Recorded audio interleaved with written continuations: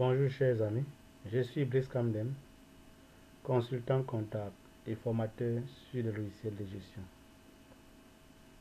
Je suis également développeur. Aujourd'hui là, je vais vous présenter un logiciel pour la gestion des sociétés immobilières, notamment les sociétés faisant dans le foncier.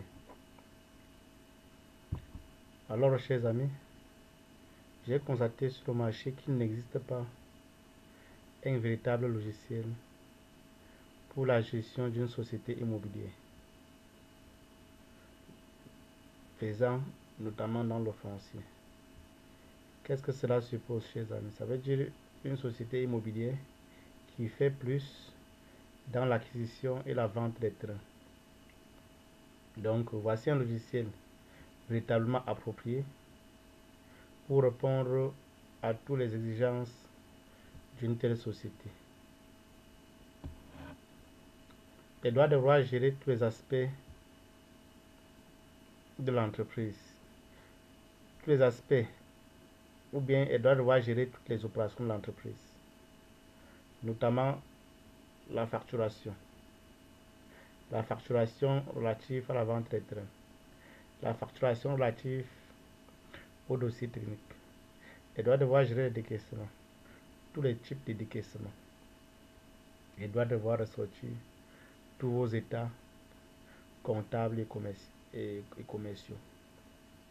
Donc, chers amis, je vais juste vous faire une petite démonstration par rapport à cette application Sigimo.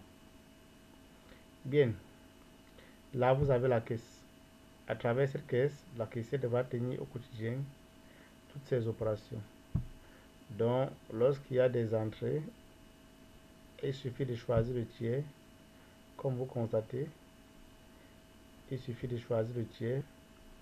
Je vais prendre un exemple banal. Numéro de pièces. Je mets un numéro de pièces arbitraire. Bref, les numéros de pièces sont automatiques. Dans motif, m'a dit c'est une entrée, non? Versement. Natacha. TF. Bon, je mets aussi n'importe quoi, juste pour vous montrer comment fonctionne. Je suppose que Natacha a versé 950 000. Juste pour vous montrer comment la caissière gère. Vous voyez, le solde à l'heure actuelle en caisse, si vous regardez bien, c'est 3 690 000 qui est en caisse. Donc, si vous ajoutez 950 000 à l'heure actuelle en caisse, le solde est passé, comme vous constatez, à 4 640 000. Voici la transaction qui est faite. Donc, en principe, la caissière va devoir utiliser ce bouton pour ces différentes transactions. Bien. Et en ce qui concerne la facturation, je vais vous montrer comment élaborer une facture avec un tel logiciel. C'est également très simple, chers amis. Dans les factures, par exemple, liées à la vente des terrains, je vais aller dans facture. Par exemple, je vais dans nouveau. Je choisis le client. Vous pouvez créer le client. Je prends par défaut ce client. Le montant à facturer, je suppose que c'est 2 500 000. Libellé. Facture. Nana Alexandre. Facture Nana Alexandre. TF. Béjimo. Donc, je peux mettre site Béjimo. Je valide. Donc ça c'est la facture d'un client en fait. Vous voyez un peu. Là je choisis le lot. Puisque lorsqu'on fait l'achat d'un terrain, on achète forcément un lot dans un bloc. Le lot est situé. Bref. Trop d'explications ne doit pas nous aider. Donc le lot qui sollicite acheter. Je suppose que voici par exemple un lot encore disponible. Dans ce bloc, il y a le lot, il y a une superficie. Ce bloc a une superficie de 5 000. Le prix unité c'est 5 000, la superficie c'est 400. Donc on peut encore vendre quelque chose ici.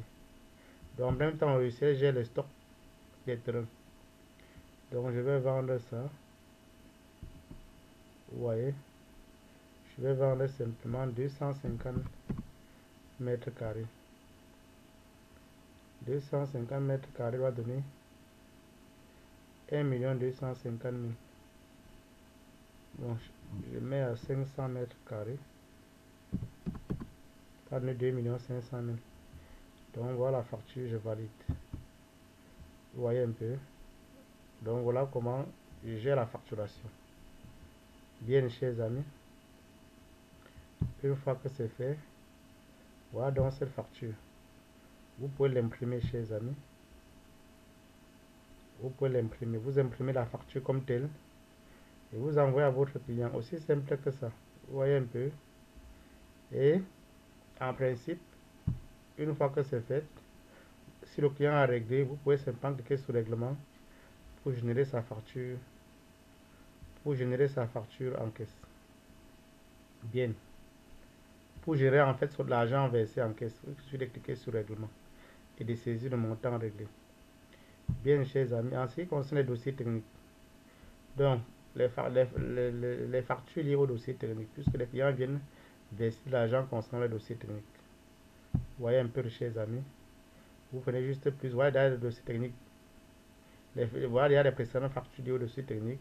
Si vous voulez établir une nouvelle facture relative au dossier technique, je choisis juste le client. Vous pouvez créer un autre client. Hein. Je prends celui-ci. Donc le lieu en fait c'est pour dire que le site, c'est un dossier technique qui appartient à quel site.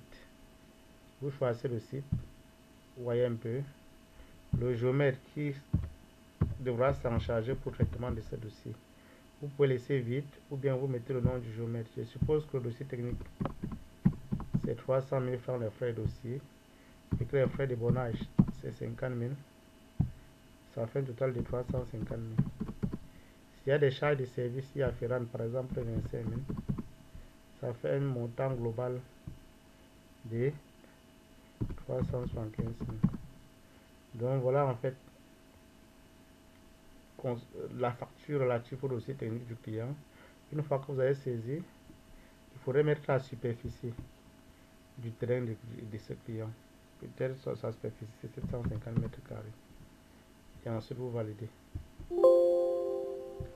Vous voyez. Donc voilà le dossier technique. Vous voyez un peu, chers amis. C'est ça, ce dossier technique. Je peux l'ouvrir.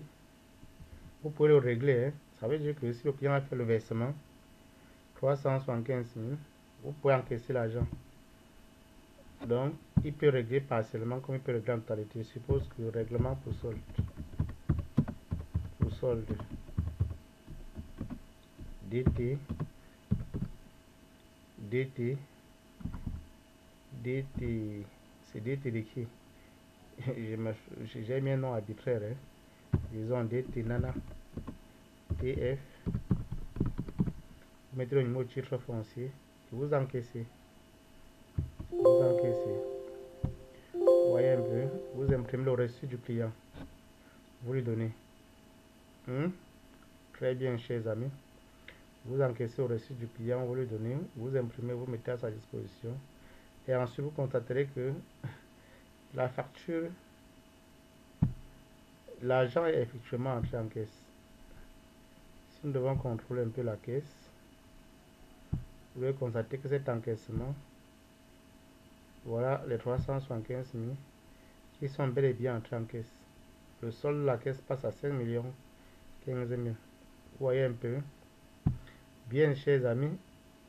Donc, ce logiciel permet de gérer votre caisse, de gérer les différentes facturations liées au dossier technique, liées aux ventes de terrain.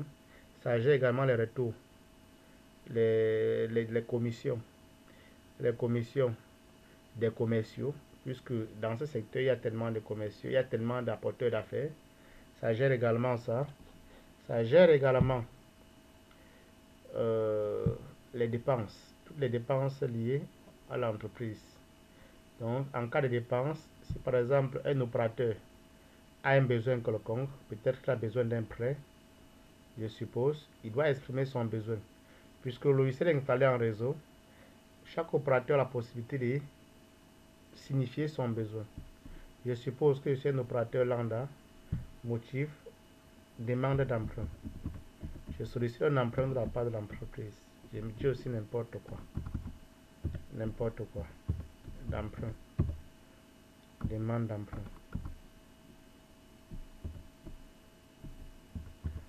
D'emprunt. Je ne sais pas trop. Peut-être c'est pour mariage. Demande d'emprunt pour mariage. Peut-être le montant c'est 1 million. Ou un peu. Demandé par Camden. Je suppose que c'est demandé par le salarié Camden. Emprunt. Emprunt remboursable en 12 mensualités. Je suppose. Voilà le besoin d'un opérateur. Je clique sur valider tout simplement. Ouais, un peu. Je mets n'importe quoi. Ça, c'est le besoin d'un opérateur. Il demande un emprunt d'1 million pour mariage. Ça peut être l'avance du salaire. Ça peut être les frais de réception. Ça peut être n'importe quel type de dépense. C'est le besoin d'un opérateur. Que voici. Vous voyez un peu. Là, il a exprimé son besoin. Ici, là, le DAF ou l'objecteur doit récupérer l'ensemble des besoins en attente. Donc, ça entre dans les besoins en attente. Il va récupérer, le DAF récupère ça. Il a la possibilité d'accepter au moment voulu et le montant voulu. Donc, il prend là, il ouvre l'emprunt et il affecte ça à un centre de charge. Ici, le plan analytique doit permettre à l'entreprise de mieux analyser les différentes charges de l'entreprise. Donc, on doit créer un plan analytique pour l'entreprise et créer des différentes sessions. Je vais mieux vous expliquer ça dans le cas pratique. Bien, je suppose le montant est sollicité près d'1 million, mais pour certaines raisons, on peut l'accorder juste 750 000 francs. Et on indique la date de paiement. Ça, c'est la validation. Donc, le DAF ou le directeur doit accéder aux différents besoins en attente. Il doit valider ce qu'il peut valider. Je vais mettre par exemple le DAF, tout simplement. Ou alors vous déroulez, vous choisissez le... Mais déjà, notons que à la connexion, la machine prendra en compte, prendra automatiquement par défaut le nom de chaque utilisateur. Donc la machine saura qui a validé cette dépense de façon automatique. Donc bien, vous cliquez sur valider. Vous cliquez sur valider. Voyez un peu. Là, vous avez validé. On a validé son besoin à hauteur de 750 000. Là, vous fermez. Maintenant, la caissière, ce qu'elle doit faire, elle doit simplement récupérer les besoins validés que voici. C'est 1 million le besoin exprimé, mais on n'a accordé que 750 000. La caissière, son rôle, c'est simplement d'encaisser, de décaisser en fait, le montant qui était effectivement validé. Vous voyez un peu. Donc, elle décaisse sa quitte. Donc, si elle va dans sa caisse, elle constatera que il y a effectivement eu décaissement de 750 000. Voilà ça, son solde est passé à 4 265 000. Donc en principe, le logiciel, comme vous constatez, chers amis, ça gère la caisse, ça gère le stock, ça gère les commissions, ça gère les dépenses, il analyse les dépenses, ça gère le chiffre à faire, les statistiques comptables, les statistiques commerciaux. Donc, c'est un logiciel qui vous sera à coup sûr utile. Si vous êtes dans une entreprise immobilière, n'hésitez pas à me contacter afin que je puisse mettre ce présent logiciel à votre portée et de vous faire une démonstration un peu plus approfondie. Donc, voilà, chers amis, portez-vous bien, abonnez-vous et à très bientôt.